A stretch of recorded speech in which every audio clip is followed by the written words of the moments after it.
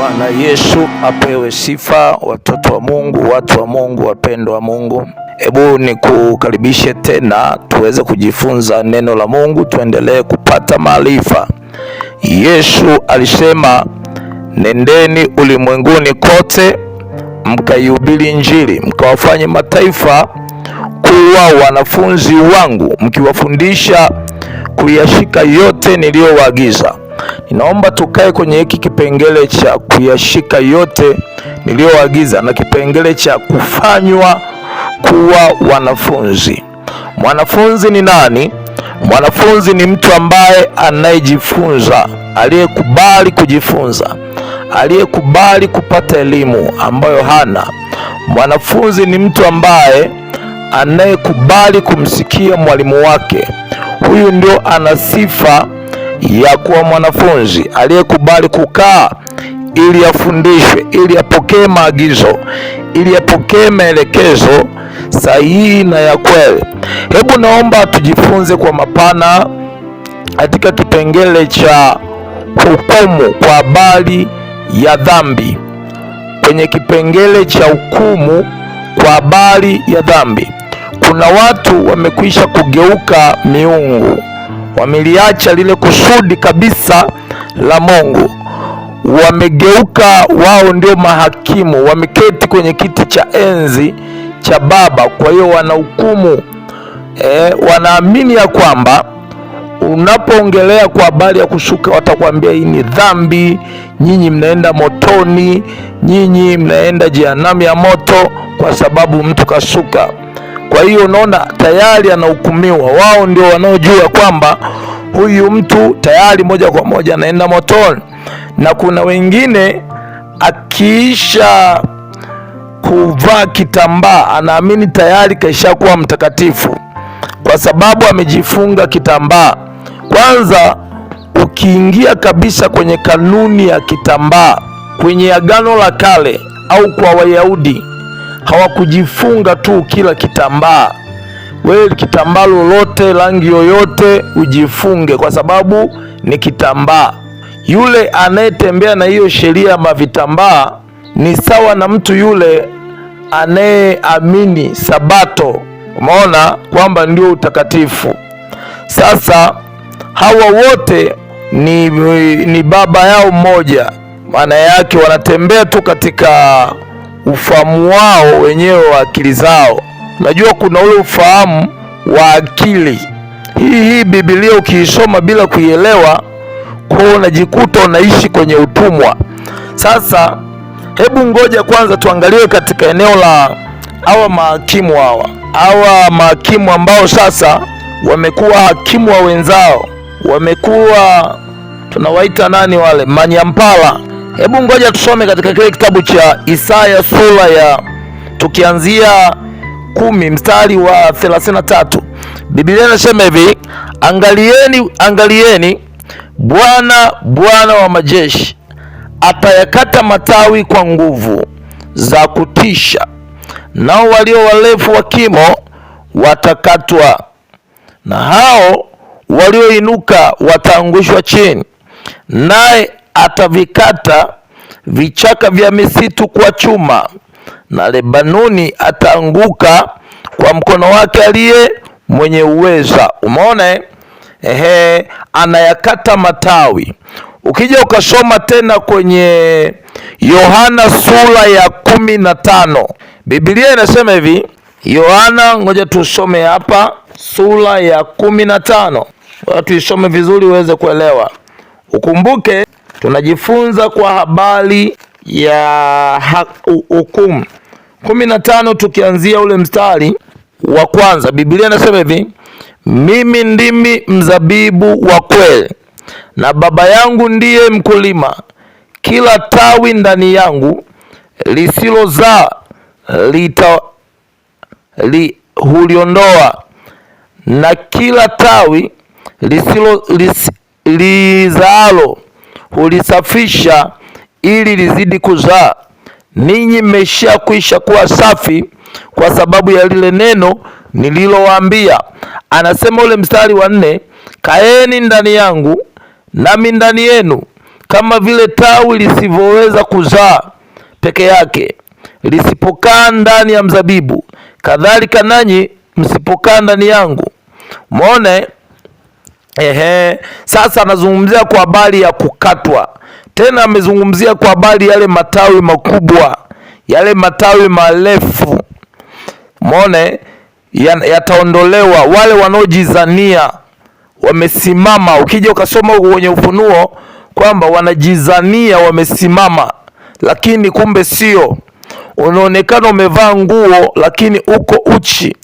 Anasema unaonekana unaona lakini wewe ni kipofu. Kwenye Ufunuo kwa habari yale ya makanisa 7. Kwa kanisa hili la mwisho ambalo ndio kanisa la ujuaji linajulikana kwamba limevaa lakini kumbe liko uchi. Linajulikana kwamba linaona lakini kumbe ni kipofu. Linajulikana kwamba lenyewe ni tajiri lakini kumbe ni maskini. Akasema njoo kwangu ununue dawa upate kupaka macho yako. Umeona, ili uweze kuona. Anasema njoo kwangu upate mavazi. Umeona? Sasa katika yale makanisa 7, hawa ndio wanaojizania wamesimama.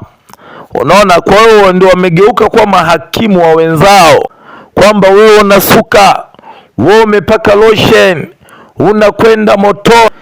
Sicho Yesu ambacho alichokituma. Sicho Yesu ambacho ametuma. Amesema nendeni mkawafanye mataifa wanafunzi, mkawafanye mataifa mkiwafundisha kuyashika yote. Utakatifu haupatikani kwenye kitambaa, au kwenye nywele. Kwa nini? Utaweza kunielewa vizuri unapozungumza nini maana ya utakatifu kwa lugha ya Kiswahili kizuri, Kiswahili sanifu. Utakatifu maana yake ni uadilifu, ndio maana halisi ya uadilifu. Sasa swali, uadilifu ndio kwenye kitambaa. Ukija kwenye sheria ya kitambaa ambayo iliyotumika, Mungu akinipa neema nitafundisha kwa mapana uweze kuelewa. Tutakizungumzia kitambaa tu kwa Agano la Kale. Sasa ukija kuangalia, ukiamua kufata kabisa kitambaa, wewe hutakiwi uvae kitambaa lolote lile. Watu wanavaa kitambaa lolote lile. Zamani walikuwa wanavaa vitambaa unakuta cha rangi maalum, na hicho cha rangi ni Mungu alikiagiza yeye mwenyewe. Leo wewe mtu likitambaa iwe la pinki, la madoa madoa, iwe nini, mtu analitwanga kwamba eti kusuka ni dhambi. Na watu wengine wamekuwa mahakimu kupeleka watu motoni. Sikiliza, ngoja tusome Biblia.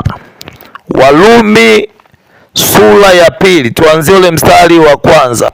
Biblia inasema hivi: kwa hiyo wewe mtu uwaye yote uhukumuye, huna udhuru, kwa maana katika hayo hukumuyo wengine hujihukumu mwenyewe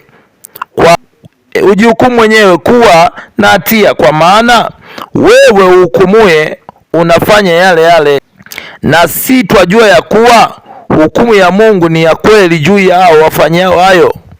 Wewe binadamu uwahukumuye wale wafanyao hayo na kutenda hayo mwenyewe, je, wazani ya kwamba utajiepusha na hukumu ya Mungu? Au wauzalau wingi wa wema wake na ustahimili wake na uvumilivu wake, usijue ya kuwa wema wa Mungu wa kuvuta upate kutubu? Umeona? Mungu anatuagiza tusiwe mahakimu. Umeona? Lazima wewe ujiangalie mwenyewe kwenye dhamiri yako, kwenye moyo wako wa ndani. Kuna watu ukiwaangalia mpaka unaweza unafurahi. Mungu mwenyewe anafurahi, anasema watoto wangu hawa na wenyewe ni miamba kulikweli. Umeona? Sasa unakuta mtu ni hakimu, wewe umesuka dhambi.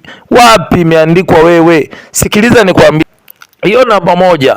Hebu tuangalie, tunaendelea kuangalia kwa habari ya hukumu.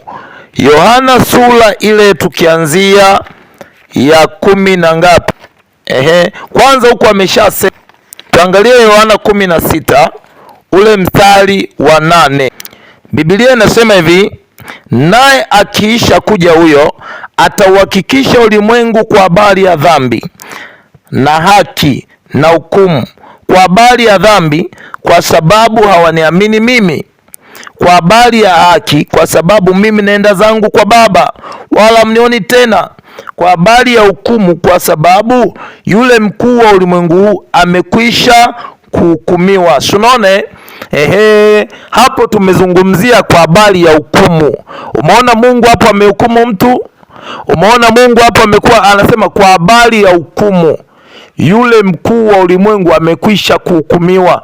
Kwa habari ya dhambi, kwa sababu hawaniamini mimi. Yesu aliacha agizo kwamba watu wakafundishe, mkawaponye watu. Huyo mpelekee mtu mgonjwa, uone kama ataweza kumsaidia. Huyo mpelekee mtu amefungwa na mapepo, uone kama ataweza kumsaidia. Kwa yeye anachokijua ni kimoja, kwamba utakatifu ni kitambaa. Nani aliyekuambia wewe ona kusuka na kusuka nywele na kuvaa rasta sio dhambi? Umeona kwa nini sio dhambi? Uache kuhukumu watu. Wewe siye Mungu, hakimu mkuu ni Mungu. Jifunze, tafuta kuwasaidia watu. Watu ni wagonjwa, watu wamefungwa na nguvu za giza. Umeona, watu wamechukuliwa mateka. Umeona? Kwa hiyo sasa, hebu tuangalie kwa nini kwa nini sio dhambi.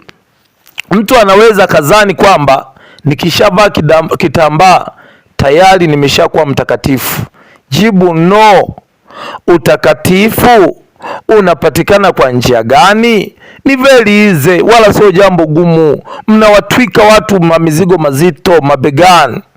Biblia inasema nyinyi Yesu akawaambia wale Wayahudi, nyinyi mnazunguka huku na huku, mnavuka mpaka ng'ambo ya mito Yordani, mnawatafuta watu.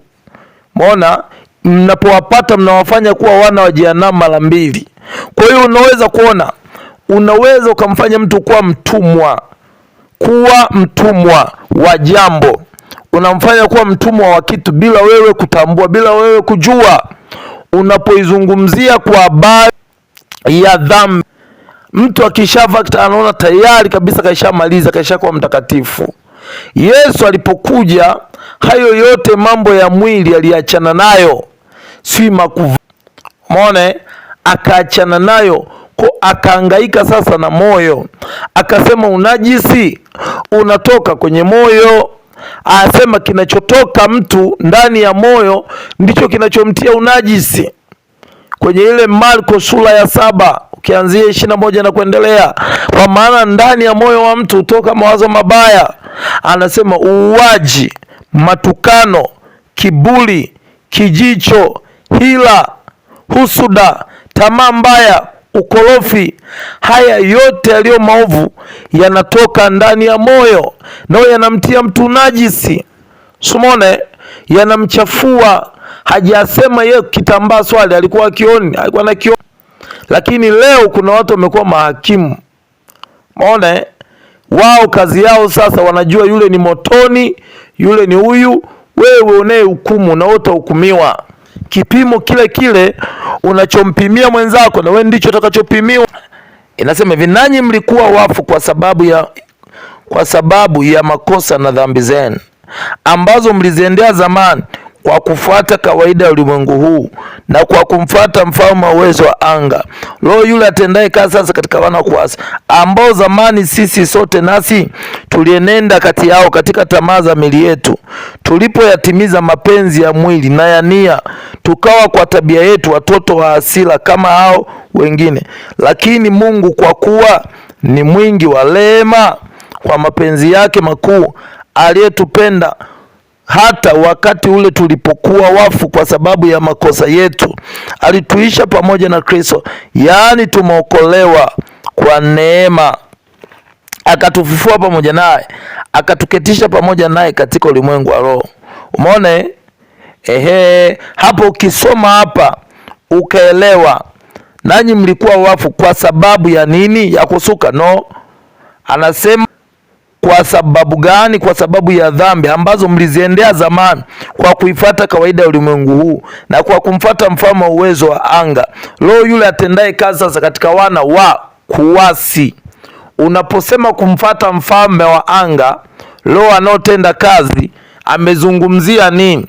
Amezungumzia ile asili ya utu wa kwanza, Adamu wa kwanza, zile tabia zinazokaa kwenye moyo: uasherati, uwaji, matukano, hasira, kiburi, husuda. Muone hai, hizi zote ni zile tabia zinazokaa kwenye nini? Kwenye moyo wa mtu, zinazomtia unajisi. Hizi ndizo ambazo